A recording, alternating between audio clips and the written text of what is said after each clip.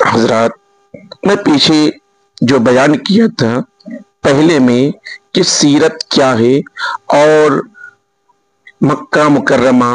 ملک عرب، مدینہ منورہ، خاتم النبیین عرب میں کیوں پیدا ہوئے، عرب کی سیاسی پوزیشن، عرب کے اخلاقی حالات، حضرت ابراہیم علیہ السلام کی اولاد، حضرت اسماعیل علیہ السلام کی اولاد، سیرت النبی سننے اور اس پر عمل کرنے کے متعلق آپ لوگوں تک باتیں پہنچائی تھی۔ اب آگے ہم بڑھتے ہیں حضور تاجدار مدینہ صلی اللہ تعالی علیہ وسلم کی مکی اور مدنی زندگی۔ محمد وہ کتاب کون کا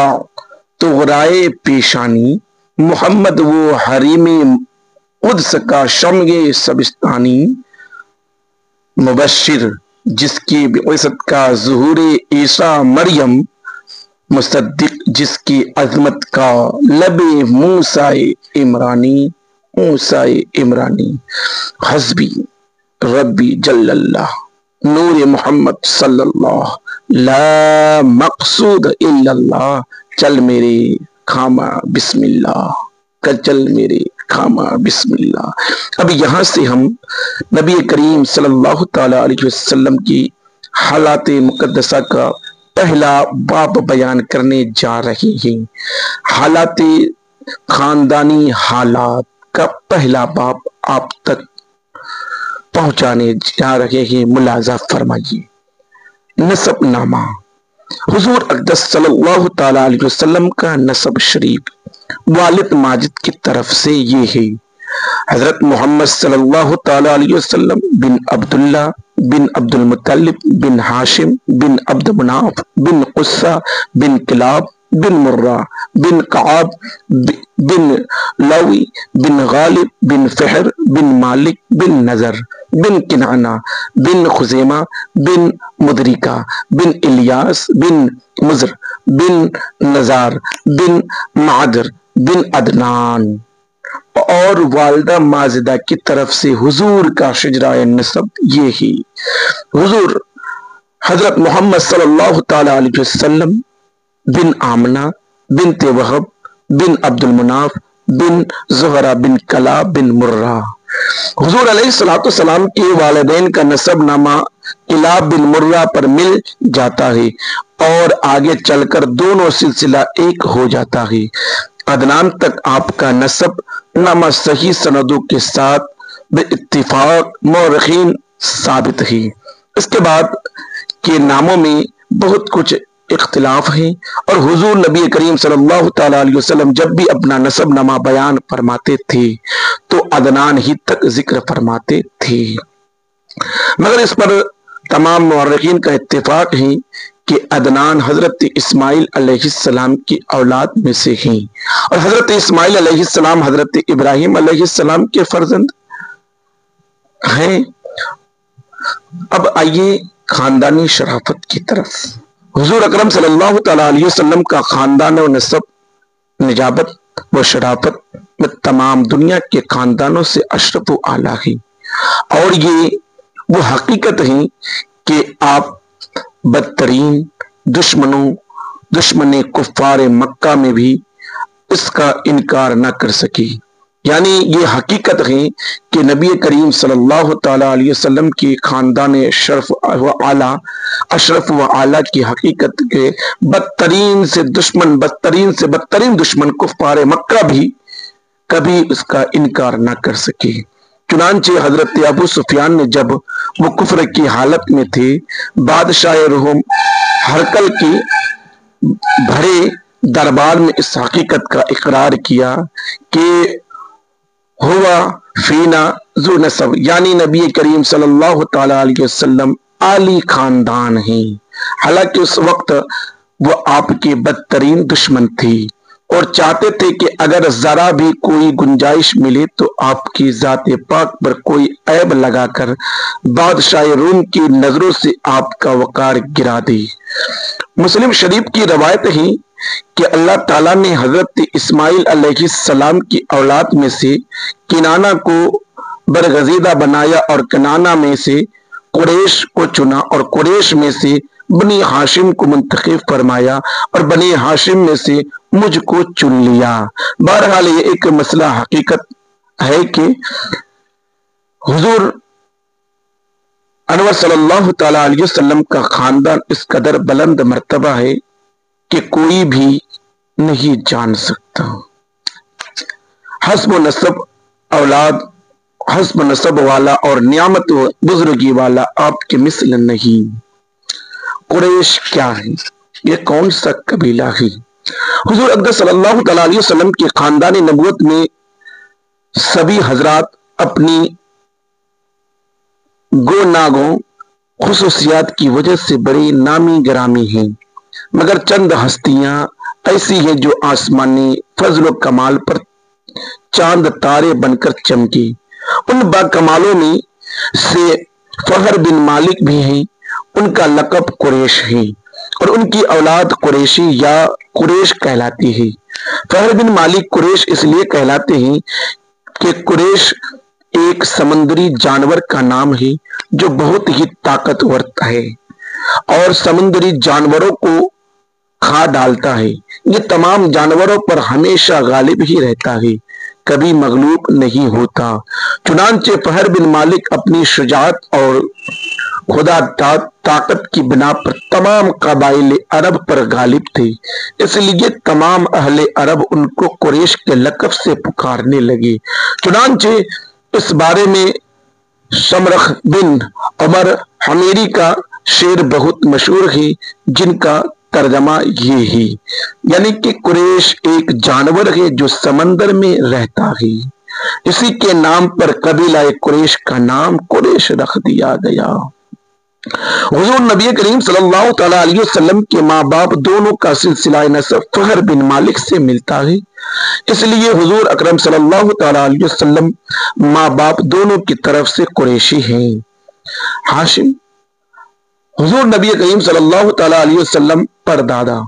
حضور صلی اللہ تعالی علیہ وسلم کے پردادا ہاشم بڑی شان و شوکت کے مالک تھے۔ ان کا اصل نام عمر تھا۔ تنہا انتہائی بہادر، بے حد سخی اور اعلیٰ درجے کے مہمان نواز تھے۔ ایک سال عرب میں بہت سخت قحط پڑ گیا اور لوگ دانے دانے کو محتاج ہو گئے، تو یہ ملک شام سے خشک روٹیاں خرید کر حج کے دنوں میں مکہ پہنچے اور روٹیوں کا چوڑا کر کے اونٹ کے گوشت کے شوربے میں بھگو کر یا شریعت بنا کر تمام حاجیوں کو خوب پیٹ بھر کر کھلایا۔ اس دن سے لوگ ان کو ہاشم، روٹیوں کو چوڑا کرنے والا، کہنے لگے۔ چنانچہ یہ عبد مناف کے سب لڑکوں میں بڑے اور باصلاحیت تھے، اس لیے عبد مناف کے بعد کعبہ کے متولی اور سجادہ نشی ہوئی۔ بہت حسین، وہ خوبصورت اور وجبہ تھی، وجیہ تھے۔ جب سنی شور کو پہنچے تو ان کی شادی مدینہ میں قبیلہ خزرج کے ایک سردار عمر کی صاحبزادی سے ہوئی، جن کا نام سلمہ تھا، اور ان کے صاحبزادے عبد المطلب مدینہ ہی میں پیدا ہوئے۔ چنانچہ ہاشم 25 سال کی عمر پا کر ملک شام کے راستے میں بمقام غزوہ انتقال کر گئے، اس لیے عبد المطلب مدینہ ہی میں اپنے نانا کے گھر پلے بڑے، اور جب 7 یا 8 سال کے ہوئے تو مکہ آ کر اپنے خاندان والوں کے ساتھ رہنے لگے۔ عبد المطلب حضور اکرم صلی اللہ تعالی علیہ وسلم کے دادا عبد المطلب کا اصلی نام شیبہ ہے۔ یہ بڑے ہی نیک نفس اور عابد و زاہد تھے۔ غار حرا میں کھانا پانی ساتھ لے کر جاتے اور کئی کئی دنوں تک لگاتار خدا کی عبادت میں مصروف رہتے۔ رمضان شریف کے مہینے میں اکثر غار حرا میں اعتکاف کیا کرتے تھے اور خدا کے دھیان میں گوشہ نشین رہا کرتے تھے۔ رسول اللہ صلی اللہ تعالی علیہ وسلم کا نور نبوت ان کی پیشانی میں چمکتا تھا اور ان کے بدن سے مشک کی خوشبو آتی تھی۔ اہل عرب خصوصاً قریش کو ان سے بڑی عقیدت تھی۔ مکہ والوں پر جب کوئی مصیبت آتی یا قحط बढ़ जाता तो लोग अब्दुल मुत्तलिब को साथ लेकर पहाड़ पर चढ़ जाते और बारगाह खुदावंदी में उनको वसीला बनाकर दुआ मांगते थे तो दुआ मकबूल हो जाती थी। यह लड़कियों को जिंदा दरगोर करने से लोगों को बड़ी सख्ती के साथ रोकते थे और चोर का हाथ काट डालते थे। अपने दस्तरखान से परिंदों को भी खिलाया करते थे, इसलिए उनका लक़ब मतअमिल तैर यानी परिंदों को खिलाने वाला है। शराब और जिना को हराम जानते थे और अकीदे के लिहाज से मुहिद थे। जमजम शरीफ का कुआं जो बिल्कुल फट गया था, आप ही ने उसको नए सिरे से खुदवा कर दुरुस्त किया और लोगों को आबे जमजम से सैराब किया। आप भी काबा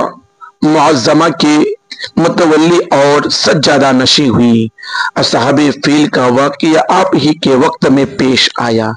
120 बरस की उम्र में आपकी वफात हुई। अब असहाबे फील की बात आ गई। असहाबे फील का वाक़या हुज़ूर अकरम सल्लल्लाहु तआला अलैहि वसल्लम की पैदाइश से सिर्फ 55 दिन पहले यमन का बादशाह अबरहा हाथियों की फौज लेकर काबा ढाने के लिए मक्का पर हमला आवर हुआ था। उसका सबब यह था कि अबरहा ने यमन के दारुल सल्तनत सनआ में एक बहुत ही शानदार और आलीशान गिरजाघर बनाया और ये कोशिश करने लगा कि अरब के लोग बजाय खाने काबा के यमन आकर इस गिरजाघर का हज किया करें। जब मक्का वालों को यह मालूम हुआ तो कबीला कनाना का एक शख्स गैज़ व गजब में जल भुनकर यमन गया और वहां के गिरजाघर में पाखाना करके उसको निजासत से लथपथ कर दिया। जब अबरहा ने यह वाकया सुना तो वह तैश में आपे से बाहर हो गया और खाना काबा को ढाने के लिए हाथियों की फौज लेकर मक्का पर हमला कर दिया और उसकी फौज के अगले दस्ता ने मक्का वालों के तमाम ऊँटों और दूसरे मवेशियों को छीन लिया। इसमें 200 या 400 ऊँट अब्दुल मुत्तलिब के भी थे। अब्दुल मुत्तलिब को इस वाकया से बड़ा रंज पहुंचा। चुनांचे आप इस मामले में गुफ्तगू करने के लिए उसके लश्कर में तशरीफ ले गए। जब अबरहा को मालूम हुआ कि कुरैश का सरदार उससे मुलाकात करने के लिए आया है तो उसने आपको अपनी खीमा में बुलाया और जब अब्दुल मुत्तलिब को देखा कि एक बुलंद कामत, रोबदार और निहायत ही हसीन और जमील आदमी है जिनकी पेशानी पर नूर नबुवत का जलवा जागो जलाल चमक रहा है, तो सूरत देखते ही अबरहा मरऊब हो गया और बेइख्तियार तख्त शाही से उतरकर आपके ताज़ीम व तकरीम के लिए खड़ा हो गया और अपने बराबर बैठा कर दरियाफ्त किया कि कहिए सरदार कुरैश, यहाँ आपकी तशरीफ आवरी का क्या मकसद है? अब्दुल मुत्तलिब ने जवाब दिया कि हमारे ऊँट और बकरियां वगैरह जो आपके लश्कर के सिपाही हाक लाए हैं, आप उन सब मवेशियों को हमारे सुपुर्द कर दीजिए। यह सुनकर अबरहा ने कहा कि ऐ सरदार कुरैश, मैं तो ये समझता था कि आप बहुत ही हौसलामंद और शानदार आदमी हैं, मगर आपने मुझसे अपने ऊँटों का सवाल करके मेरी नजरों में अपना वकार कम कर दिया। ऊँट और बकरी की हकीकत ही क्या है? मैं तो आपके काबा को तोड़ फोड़ बर्बाद करने के लिए आया हूँ। आपने उसके बारे में कोई गुफ्तगू ही नहीं की। अब्दुल मुत्तलिब ने कहा कि मुझे तो अपने ऊँटों से मतलब है। काबा मेरा घर नहीं है बल्कि वो खुदा का घर है। वो खुद अपने घर को बचा लेगा। मुझे काबा की जरा भी फिक्र नहीं है। ये सुनकर अबरहा अपने फिरौनी लहजे में कहने लगा कि ऐ सरदार मक्का, सुन लीजिए,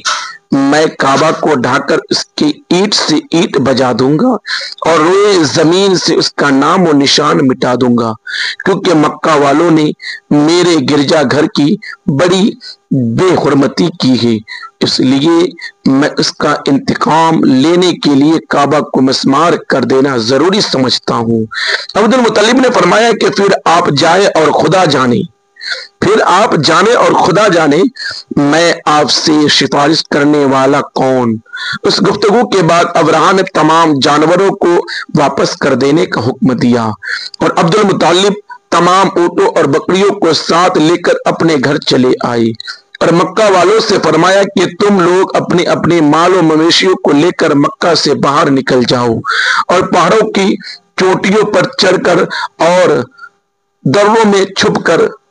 پناہ لو۔ مکہ والوں سے یہ کہہ کر پھر خود اپنے خاندان کے چند آدمیوں کو ساتھ لے کر خانہ کعبہ میں گئے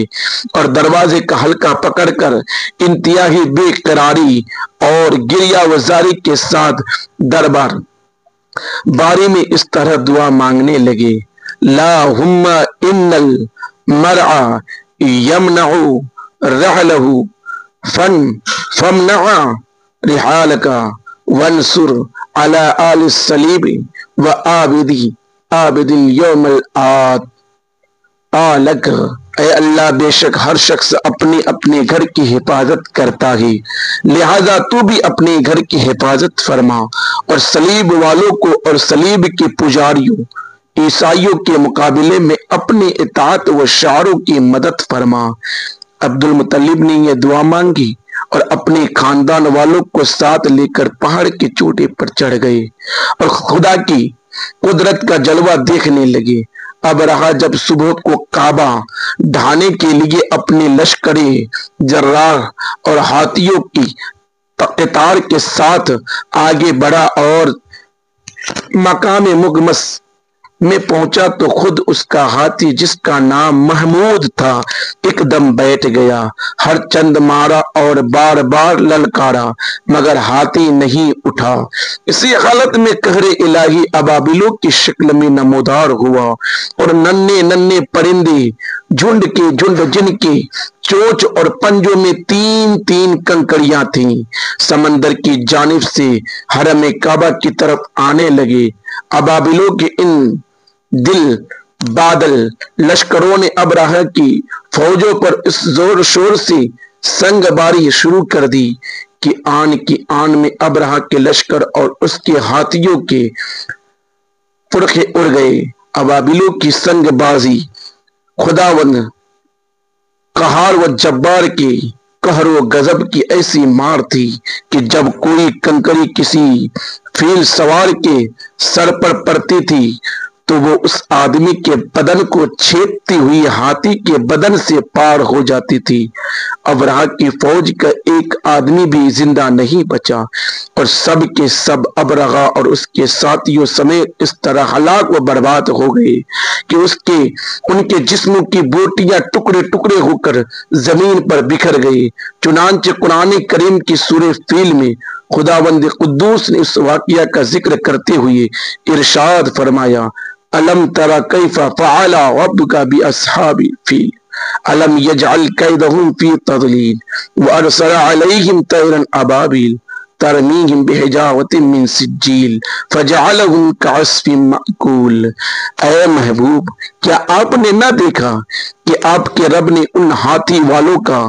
کیا حال کر ڈالا؟ کیا ان کے داؤں کو تباہی میں نہ ڈالا اور ان پر پرندوں کی ٹکڑیاں بھیجے تاکہ انہیں کنکر کے پتھر سے مارے تو ان میں چبائے ہوئے بھس جیسا بنا ڈالا۔ جب ابرہہ اور اس کے لشکروں کا یہ انجام ہوا تو عبد المطلب پہاڑ سے نیچے اترے اور خدا کا شکر ادا کیا۔ ان کی اس کرامت کا دور دور تک چرچا ہو گیا اور تمام اہل عرب ان کو ایک خدا رشیدہ بزرگ کی حیثیت سے قابل احترام سمجھنے لگی۔ حضرت عبد المطلب کی یہاں تک بات ہوئی۔ اب نبی کریم صلی اللہ تعالی علیہ وسلم کے والد حضرت عبداللہ، یہ ہمارے حضور رحمت عالم صلی اللہ تعالی علیہ وسلم کے والد ماجد ہیں۔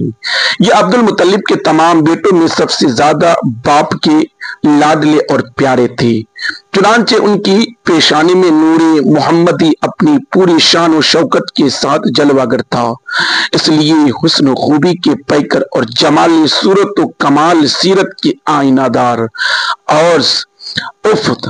و پارسائی میں اقتدائے روزگار تھی۔ قبیلہ قریش کی تمام حسین عورتیں ان کے حسن و جمال پر فریب تھا اور ان سے شادی کی خواستگار تھی، مگر عبد المطلب ان کے لیے ایک ایسی عورت کی تلاش میں تھی جو حسن و جمال کے ساتھ ساتھ حسب و نسب کی شرافت اور افت و پارسائی میں بھی ممتاز ہو۔ عجیب اتفاق کہ ایک دن عبداللہ شکار کے لیے جنگل میں تشریف لے گئے۔ ملک شام کے یہودی چند علامتوں سے پہچان گئے تھے کہ نبی آخر الزماں کے والد ماجد یہی ہے، چنانچہ ان یہودیوں نے حضرت عبداللہ کو بارہا قتل کر ڈالنے کی کوشش کی۔ اس مرتبہ بھی یہودیوں کی ایک بہت بڑی جماعت مسلح ہو کر اس نیت سے جنگل میں گئی کہ عبداللہ کو تنہائی میں دھوکے سے قتل کر دیا جائے، مگر اللہ تعالیٰ کی حفاظت نے اس مرتبہ بھی اپنے فضل و کرم سے بچا لیا۔ عالم غیب سے چند ایسے سوار ناگاہ نمودار ہوئے جو اس دنیا کے لوگوں سے کوئی مشابہت ہی نہیں رکھتے تھے۔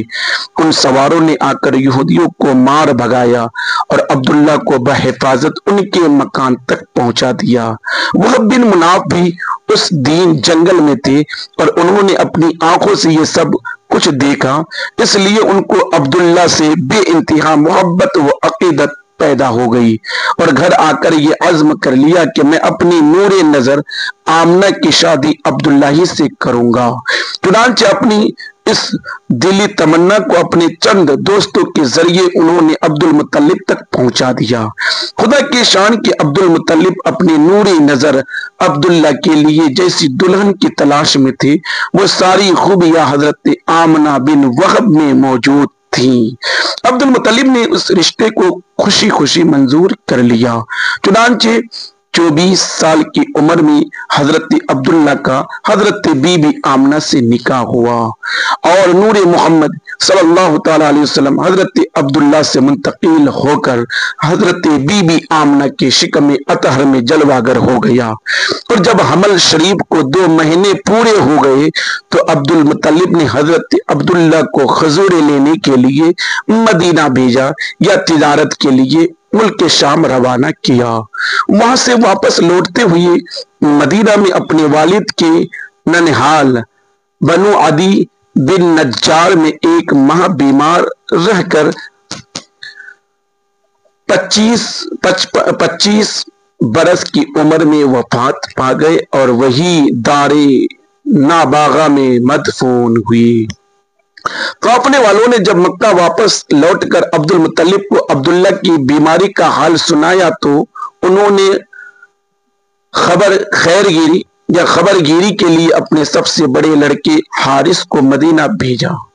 ان کے مدینہ پہنچنے سے قبل ہی حضرت عبداللہ راہی ملک بقا ہو چکی تھی۔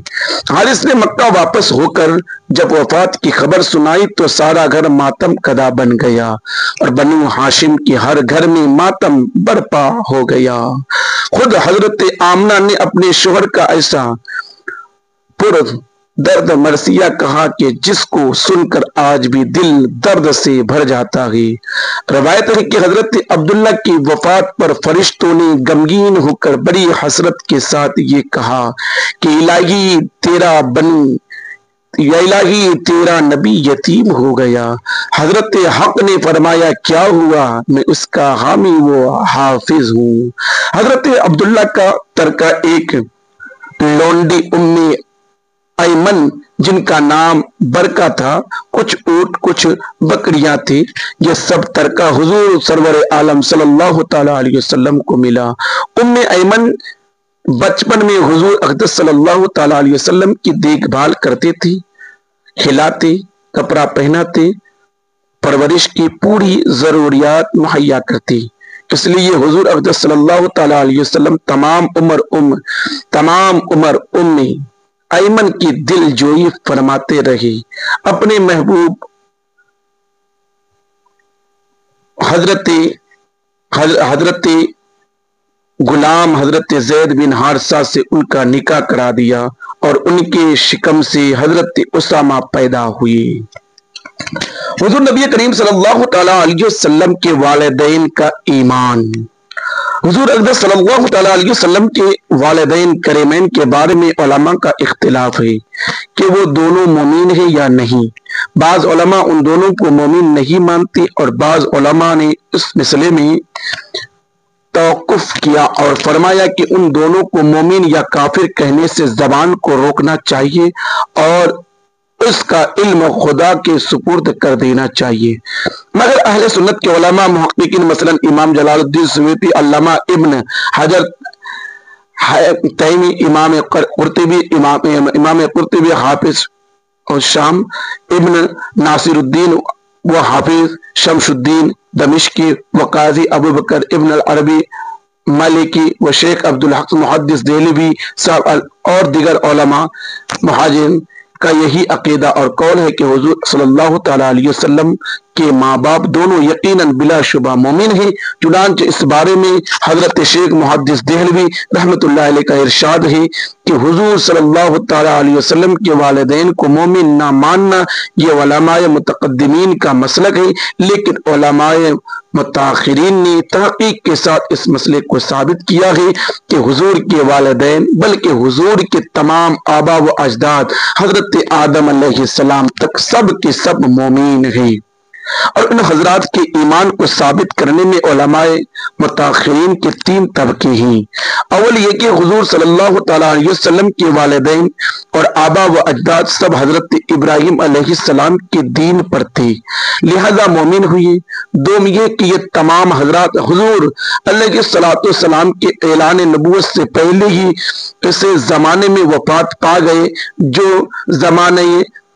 فطرت کہلاتا ہے، اور ان لوگوں تک حضور علیہ السلام کی دعوت ایمانی پہنچی ہی نہیں، لہذا ہرگز ان حضرات کو کافر نہیں کہا جا سکتا بلکہ ان لوگوں کو مومن ہی کہا جائے گا۔ سوم یہ کہ اللہ تعالیٰ نے ان حضرات کو زندہ فرما کر ان کی قبروں سے اٹھایا اور ان لوگوں نے کلمہ پڑھ کر حضور علیہ السلام کی تصدیق کی، اور حضور کے والدین کو زندہ کرنے کی حدیث گرچہ بذات خود ضعیف ہیں مگر ان کی سند اس قدر کثیر ہے کہ یہ حدیث صحیح اور حسن کے درجے کو پہنچ گئی ہے، اور یہ وہ علم ہے جو علماء متقدمین پر پوشیدہ رہ گیا، جس کو حق تعالیٰ نے علماء متاخرین پر منکشف فرمایا، اور اللہ تعالیٰ جس کو چاہتا ہے اپنے فضل سے اپنی رحمت کے ساتھ خاص فرما لیتا ہے۔ اور شیخ جلال الدین سیوطی رحمۃ اللہ علیہ نے اس مسئلے میں چند رسائل تصنیف کیے ہیں اور اس مسئلے کو دلیلوں سے ثابت کیا ہے اور مخالفین کے شبہات کا جواب دیا ہے۔ اسی طرح خاتم المفسرین حضرت شیخ اسماعیل حق دہلوی حق رحمۃ اللہ علیہ کا بیان ہے کہ امام قرطبی نے اپنی کتاب تذکرہ میں تحریر فرمایا کہ حضرت عائشہ رضی اللہ تعالیٰ عنہا نے فرمایا کہ حضور علیہ السلام جب حجۃ الوداع میں ہم لوگوں کو ساتھ لے کر چلے اور حجون کی گھاٹی پر گزرے تو رنج و غم میں ڈوبے ہوئے رونے لگے، اور حضور کو روتا دیکھ کر میں بھی رونے لگی۔ پھر حضور اپنی اٹھنی سے اتر پڑے اور کچھ دیر کے بعد میرے پاس واپس تشریف لائے تو خود خوش مسکراتے ہوئے تشریف لائے۔ میں نے دریافت کیا کہ یا رسول اللہ، آپ پر میرے ماں باپ قربان ہو، کیا بات ہے کہ آپ رنج و غم میں ڈوبے ہوئے اٹھنی سے اترے اور واپس لوٹے تو شاداں و فرحاں مسکراتے ہوئے تشریف فرما ہوئے؟ تو حضور صلی اللہ تعالیٰ علیہ وسلم نے ارشاد فرمایا کہ میں اپنی والدہ حضرت آمنہ کی قبر کی زیارت کے لیے گیا تھا اور میں نے اللہ تعالیٰ سے سوال کیا کہ وہ ان کو زندہ فرما دے، تو خدا تعالیٰ نے ان کو زندہ فرما دیا اور وہ ایمان لائے۔ اور اشباہ و نظائر میں ہے کہ وہ شخص جو کفر کی حالت میں مر گیا ہو اس پر لعنت کرنا جائز ہے، بجز رسول اللہ صلی اللہ تعالیٰ علیہ وسلم کے والد کی، کیونکہ اس بات کا ثبوت موجود ہے کہ اللہ تعالیٰ نے ان دونوں کو زندہ فرمایا اور یہ دونوں ایمان لائے۔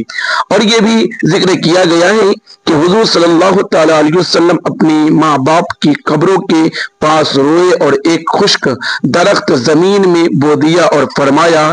کہ اگر یہ درخت ہرا ہو گیا تو یہ اس بات کی علامت ہوگی کہ ان دونوں کا ایمان لانا ممکن ہے، چنانچہ اور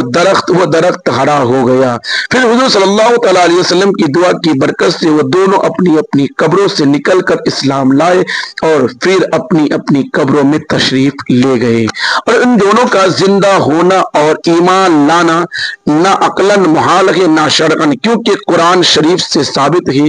کہ بنی اسرائیل کے مقتول نے زندہ ہو کر اپنے قاتل کا نام بتایا۔ اسی طرح حضرت عیسیٰ علیہ السلام کے دست مبارک سے بھی چند مردے زندہ ہوئی۔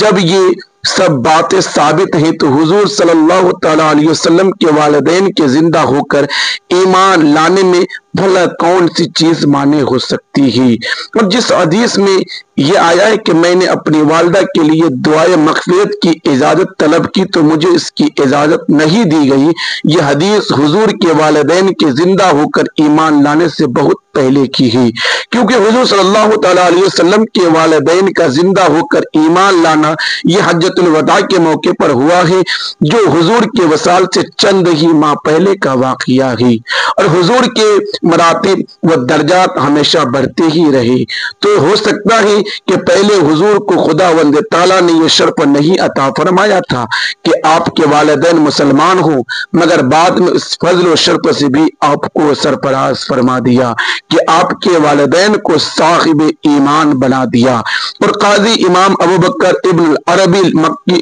مالکی سے یہ سوال کیا گیا کہ ایک شخص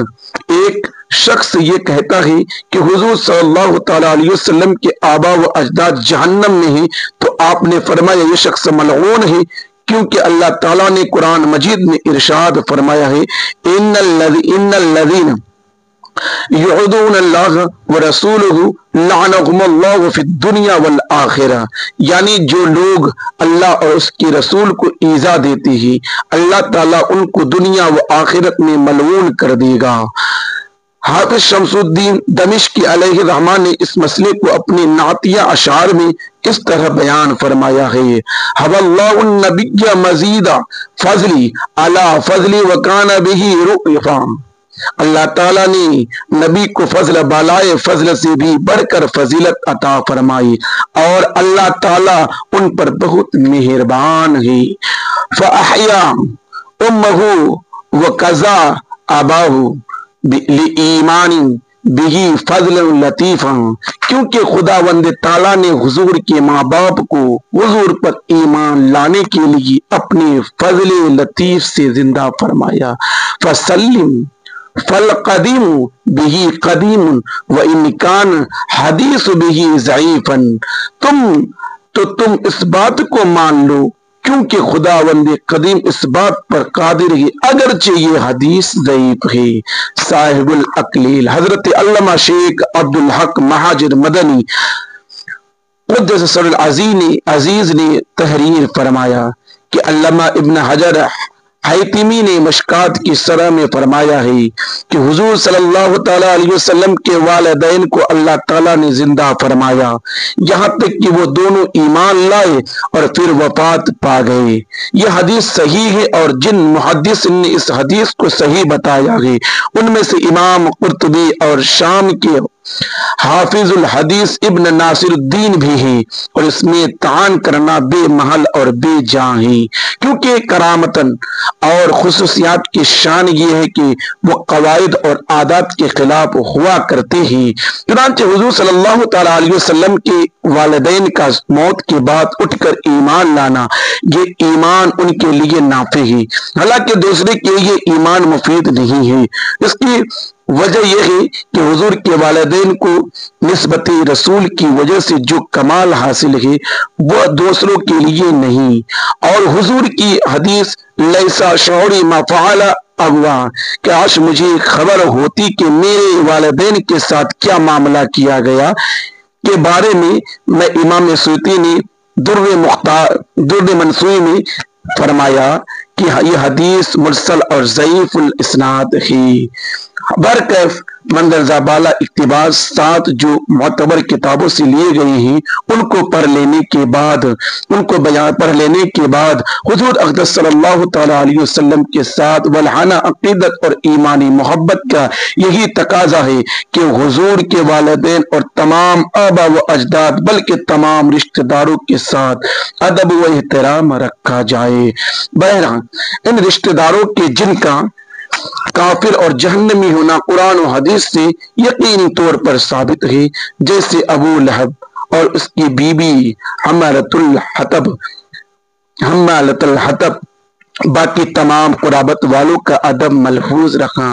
لازم ہے، کیونکہ جن لوگوں کو حضور سے نسبت قرابت حاصل ہے ان کی بے ادبی و گستاخی یقیناً حضور علیہ السلام کی ایذا رسائی کا باعث ہوگا۔ اور اب قرآن کا فرمان پڑھ چکے ہیں، جو اللہ اور اس کے رسول کو ایذا دیتے ہیں وہ دنیا و آخرت میں ملعون ہے۔ اس مسئلے میں اعلیٰ حضرت مولانا شاہ احمد رضا خان فاضل بریلوی رحمۃ اللہ علیہ کا ایک محققانہ رسالہ بھی ہے، جس کا نام ہے شمول الاسلام بالآباء الکرام، جس میں آپ نے نہایت ہی مفصل مدلل طور پر یہ تحریر فرمایا ہے کہ حضور صلی اللہ تعالی علیہ وسلم کے آبا و اجداد محیط و مسلم ہیں۔ واللہ عالم بالصواب۔ یہ تو بات چلی حضور صلی اللہ تعالی علیہ وسلم کے والدین اور ان کے خاندان کے متعلق چلتے رہی۔ اب برکات نبوت کا ظہور، جس طرح سورج نکلنے سے پہلے ستاروں کی روشنی، صبح صادق کی سفیدی، شفق کی سرخی، سورج نکلنے کی خوشخبری دینے لگتی ہے، اسی طرح جب آفتاب رسالت کے طلوع کا زمانہ قریب آ گیا تو اطراف عالم میں بہت سے ایسے عجیب واقعات اور خوارق عادت بطور علامات کے ظاہر ہونے لگے، جو ساری کائنات کو جھنجھوڑ کر یہ بشارت دینے لگے کہ اب رسالت کا آفتاب اپنی پوری آب و تاب کے ساتھ طلوع ہونے والا ہے۔ چنانچہ اصحاب فیل کی ہلاکت کا واقعہ ناگہاں باران رحمت سے سرزمین عرب کا سرسبز و شاداب ہو جانا اور برسوں کی خشک سالی دفع ہو کر پورے ملک میں خوشحالی کا دورہ ہو جانا، بتوں کا منہ کے بل گر پڑنا، فارس کے مجوسیوں کی 1000 سال سے جلائی ہوئی آگ کا ایک لمحہ میں بجھ جانا، کسریٰ کے محل کا زلزلہ اور اس کے 14 کنکریوں کا منہدم ہو جانا، ہمدان اور قم کے درمیان 6 میل لمبے 6 میل چوڑے بحور سعدہ کا ایک بالکل خشک ہو جانا، شام اور کوفہ کے درمیان وادی سماوا کی خشک ندی کا اچانک جاری ہو جانا، حضور صلی اللہ تعالی علیہ وسلم کی والدہ کے بدن سے ایک ایسے نور کا نکلنا جس سے بصرہ کے محل روشن ہو گئے، یہ سب عام واقعات اسی سلسلے کی کڑیاں ہیں جو حضور صلی اللہ علیہ وسلم کی تشریف آوری سے پہلے ہی منشرات یعنی کہ کھل کر سامنے آنے لگی، مبصرات بن کر عالم کائنات کو یہ خوشخبری دینے لگی کہ مبارک ہو وہ شہ پردے سے باہر آنے والا ہے،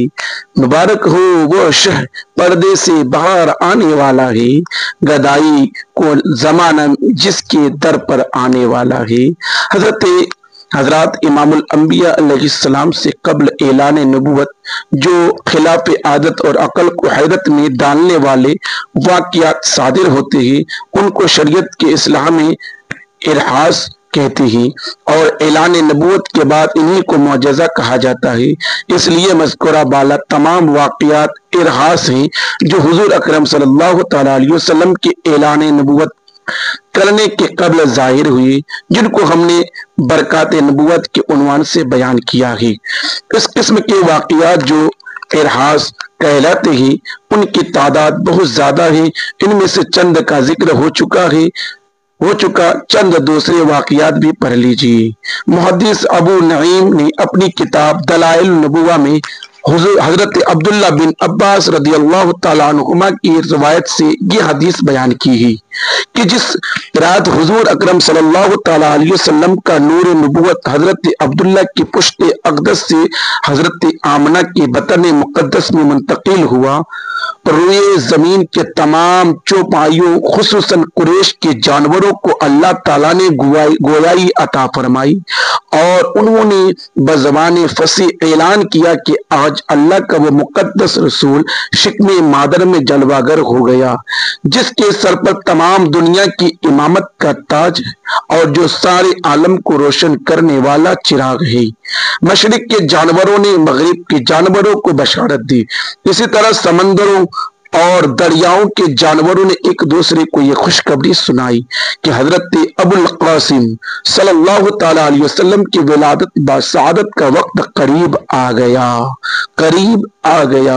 خطیب بغدادی نے اپنی سند کے ساتھ یہ حدیث روایت کی ہے کہ حضور صلی اللہ تعالیٰ علیہ وسلم کی والدہ ماجدہ حضرت بی بی آمنہ نے فرمایا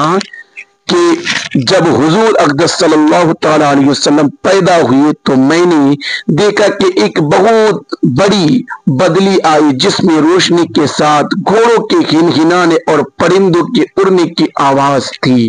اور کچھ انسانوں کی بولیاں بھی سنائی دیتی تھی۔ پھر ایک دم حضور صلی اللہ تعالیٰ علیہ وسلم میرے سامنے سے غائب ہو گئے اور میں نے سنا کہ ایک اعلان کرنے والا اعلان کر رہا ہے، محمد صلی اللہ تعالیٰ علیہ وسلم کو مشرق و مغرب میں گشت کراؤ اور ان کو سمندروں کی بھی سیر کراؤ تاکہ تمام کائنات کو ان کا نام، ان کا حلیہ اور ان کی صفت معلوم ہو جائے، اور ان کو تمام جاندار مخلوق یعنی جن و انس،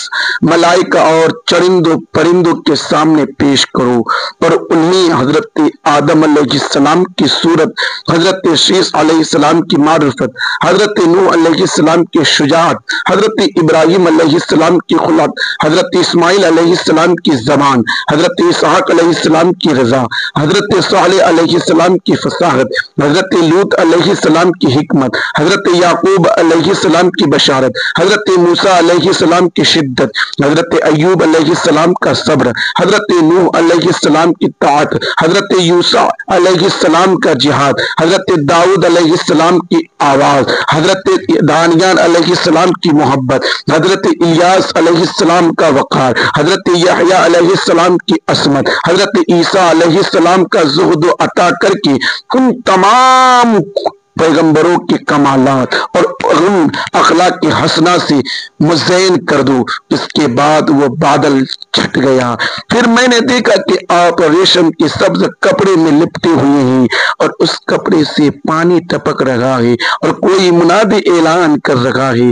واہ واہ کیا خوب، محمد صلی اللہ تعالیٰ علیہ وسلم کو تمام دنیا پر قبضہ دے دیا گیا اور کائنات عالم کی کوئی چیز باقی نہ رہی جو ان کے قبضہ اقتدار و غلبہ اطاعت میں نہ ہو۔ تب میں نے چہرہ انور کو دیکھا تو 14ویں کے چاند کی طرح چمک رہا تھا اور بدن سے پاکیزہ مشک خوشبو آ رہی تھی۔ پھر 3 شخص نظر آئے، ایک کے ہاتھ میں چاندی کا لوٹا، دوسرے کے ہاتھ میں سبز زمرہ کا تشت، تیسرے کے ہاتھ میں ایک چمکدار انگوٹھی تھی۔ انگوٹھی کو 7 مرتبہ دھو کر اس نے حضور صلی اللہ تعالیٰ علیہ وسلم کے دونوں شانوں کے درمیان مہر نبوت لگا دی، پھر حضور صلی اللہ تعالیٰ علیہ وسلم کو ریشمی کپڑے میں لپیٹ کر اٹھایا اور ایک لمحہ کے بعد مجھے سپرد کر دیا، حضور کو مجھے سپرد کر دیا۔ انشاءاللہ اب یہاں سے آپ کو دوسرا باب بیان کریں گے، حضور صلی اللہ تعالیٰ علیہ وسلم کا بچپن۔ جب تک کے لیے ہمیں اجازت دیجیے، انشاءاللہ کل کے بیان میں حضور کا بچپن آپ تک پہنچانے کی کوشش کروں گا۔ آپ بغور سنے، اپنے سنے، اپنے دوستوں اور ساتھیوں کو سنائیں اور اس پر عمل کرنے کی کوشش کریں، کیونکہ آج ہمارے یہ ہو رہا ہے، مسلمان کو نہیں سمجھتے ہیں، دوسرا اور دیگر باتوں میں لگے رہتے ہیں۔ تو جب تک کے لیے نوری کو دیجیے اجازت، انشاءاللہ وقت رہی موقع ملا تو پھر میں آپ لوگوں کو اور ایک سے ایک باتیں اور سیرت نبی کی باتیں آپ تک پہنچانے کی کوشش کروں گا۔ وآخر دعوانا